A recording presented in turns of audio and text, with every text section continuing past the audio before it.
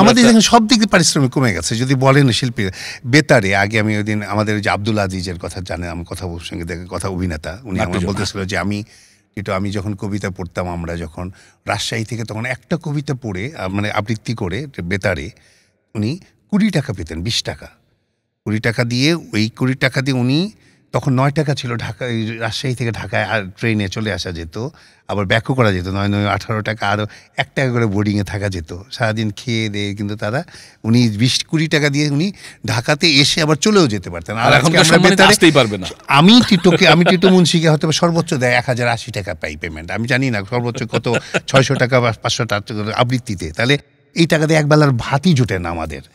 এটা হচ্ছে শিল্পীর অবস্থা এবং রাষ্ট্রীয় মাধ্যমে।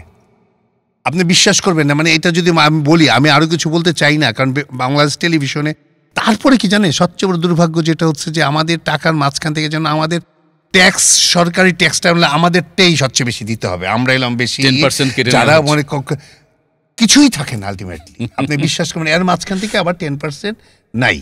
তাহলে আপনি এইভাবে এটা হচ্ছে কি যে আমি দিব সবাই ট্যাক্স, আবার কিন্তু তারপরেও আবার ট্যাক্স দিতে দৌড়াতে হচ্ছে ফাইলটা নিয়ে আমাদের। তাহলে এটা এই জুলুমটা কেন ভাই? যারা দেখছেন তারা শিল্পীর বিষয়টা নিশ্চয়ই ভাববেন, একটু আমাদেরটা হৃদয় দিয়ে দেখেন। আমাদের যদি আপনি যুক্তি দিয়ে বলেন, আমরা তো যুক্তিতে পারি না, তো আমরা স্পর্শকতা, আমরা হৃদয় দিয়ে কথা বলি।